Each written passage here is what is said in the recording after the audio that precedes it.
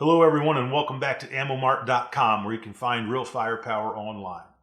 As always, I'm Rodney Phillips. I'm really happy to be with you here today. I'm on range right now at the Buffalo Trading Company in Findlay, Ohio, which is a great gun store and an indoor shooting range. I spent a lot of years on the range and in sales, and one of the first things I noticed while I was working on the range was some people don't have any idea how to practice. I've watched countless people come in time after time after time, mindlessly sort of put holes in paper, and they never get any better. And then I started kind of questioning why that was. We have a monitor and ways that you can view them while they're shooting, and it's because they always do the same thing. So what I would like to do is take you through what I found to be a very basic outline of what could be a productive shooting session. And in today's economy, every round counts. Ammunition's expensive. Your time on the range is expensive, whether they're going to do it by membership or your purchase time. We can improve the way that we approach our practice sessions. So what I'd like to begin with, your preparation before you arrive at the range. That preparation is basically going to take two different sort of tracks. The first one is your mental preparation. What do I want to practice? How do I want to practice it?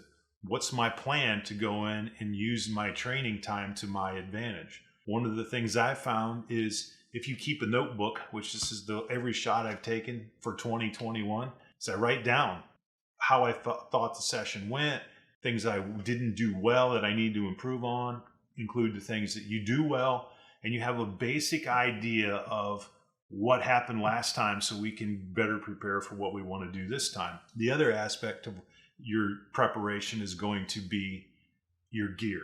Very important. I have a real simple sleeve here to carry a pistol in. I have a range bag that's pretty cumbersome for some people, but in that bag is everything I need to go train. Eye protection, hearing protection, spare magazines, extra ammo.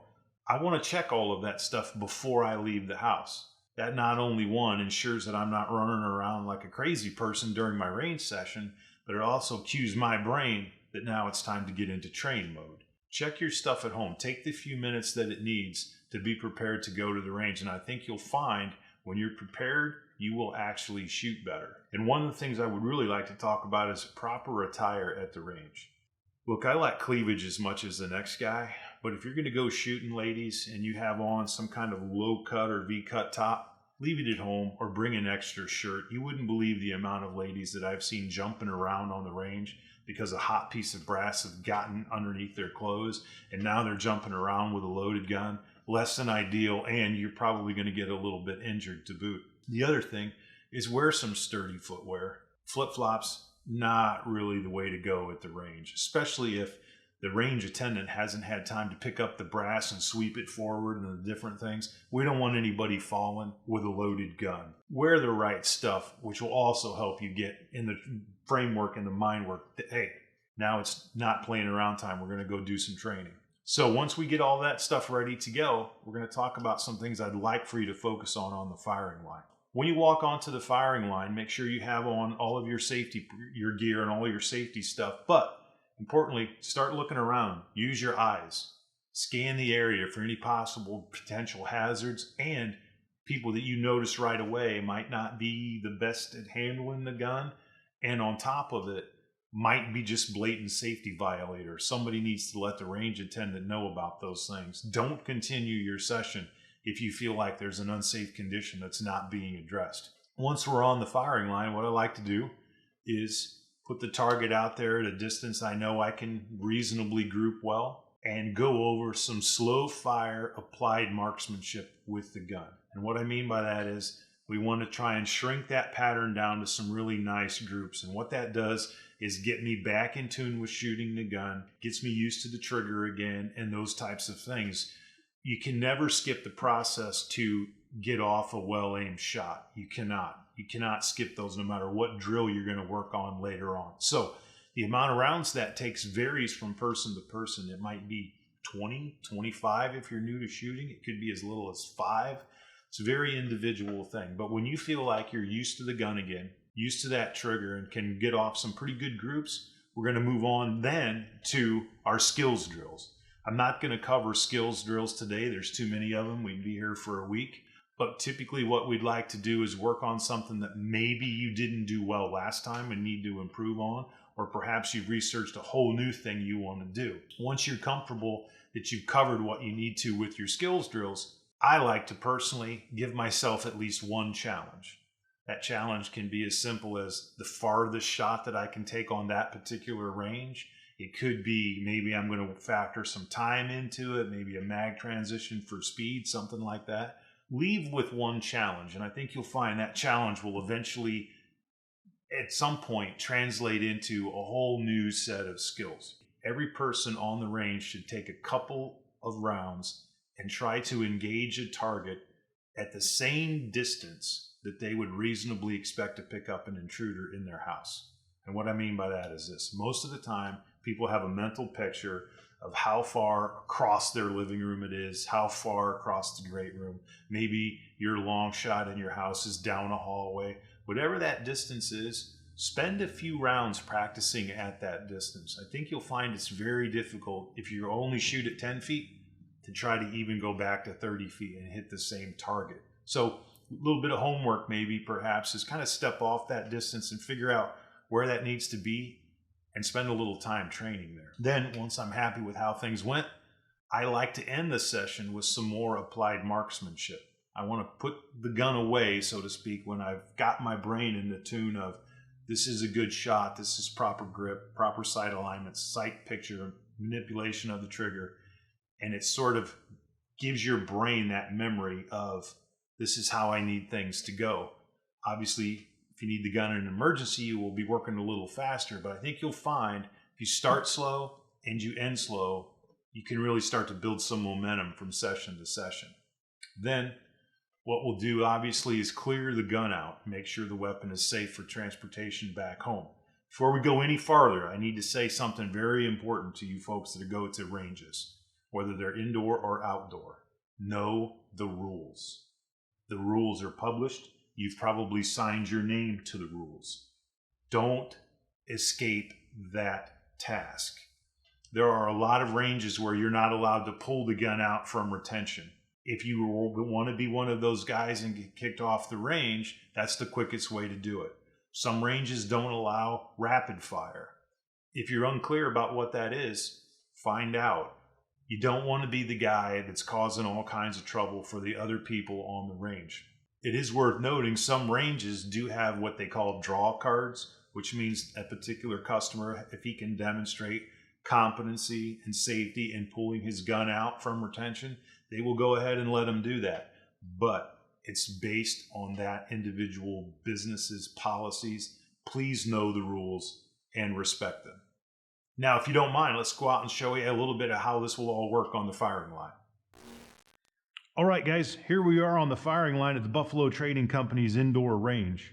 We talked earlier about some of the ways we'd like for our training session to go, and as I've come on the firing line, I have the privilege of being the only one here today, so if there's a safety violator, I guess it's going to be me. But one of the things I would like to demonstrate to you is an uncluttered work area. You know, I have a spare magazine here, my notebook to take some notes later on, but other than that, the area is pretty clear. And significantly, what I have done is set my range bag with all of my accessories and everything else at the rear of the room. Too many times as a range officer, I've seen people actually load their gun at the rear of the room and walk it forward to shoot on the firing line. Totally an unacceptable idea, totally an unacceptable practice. The magazines can get loaded at the rear of the room, but they must not go into the firearm until you're on the firing line. And you'll notice pretty much an uncluttered area. Starting off with some slow fire applied marksmanship, where I just get used to the gun again and get used to the trigger. One of the other things that's important we talked about is to know the rules of your range. I am not allowed to pull the gun out here at Buffalo Trading Company from retention, so you'll notice the gun's here, so I don't run afoul of the rules. So what I'll do is get the gun in service and just take a few well-aimed shots downrange to get used to the gun and the trigger and shooting again. Very important to do this, especially if you haven't shot for a while.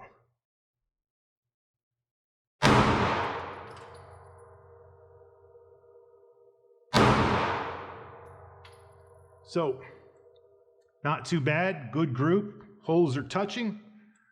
I might need 3, 4, or 5 more rounds to do that, depending on your level of experience and how used to you are to your own gun.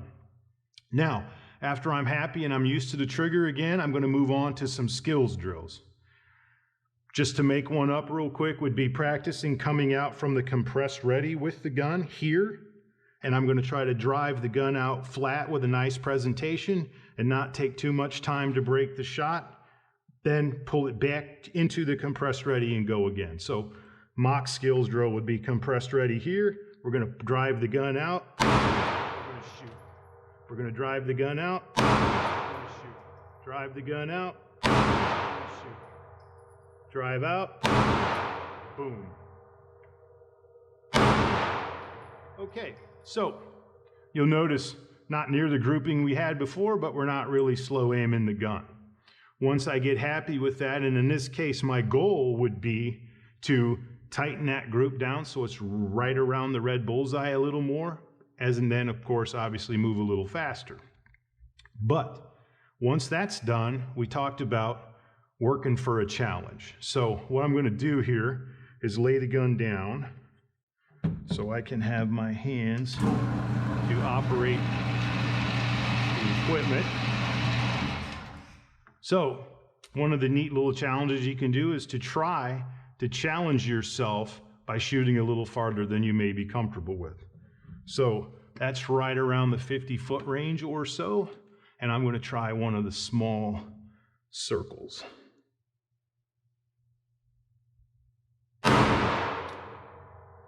So, slightly high, but not too bad. And the challenges are basically only limited to your imagination. I might move down a lane and try some steel for a while. I might do any one of a number of things. As long as you're truly challenging your limits as a shooter, you're going to improve. So, once my challenge is over, I'm going to bring the target back in.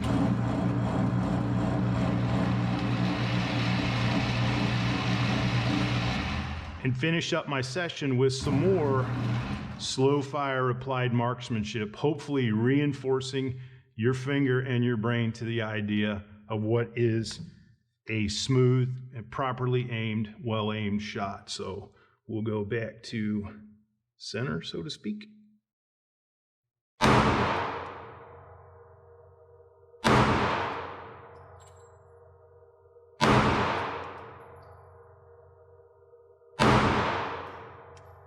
And once I've got it in my head, I like how this is going, I'm used to the trigger, I'll end my session. Number one thing to remember about your session is, one, I still have a loaded gun.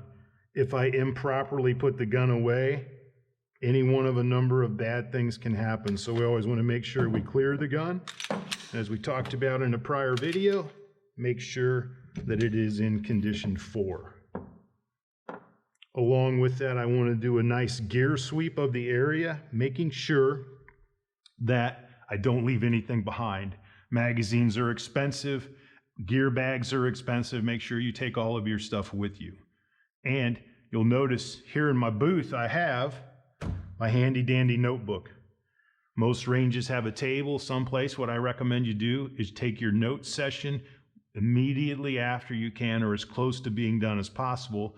That way it's fresh in your mind, things you need to work on and things you did well. Another option that you can do, one, I really like this one, is I want to keep my target so I can compare it with my next session perhaps. I can see empirical data to suggest what I need to improve on.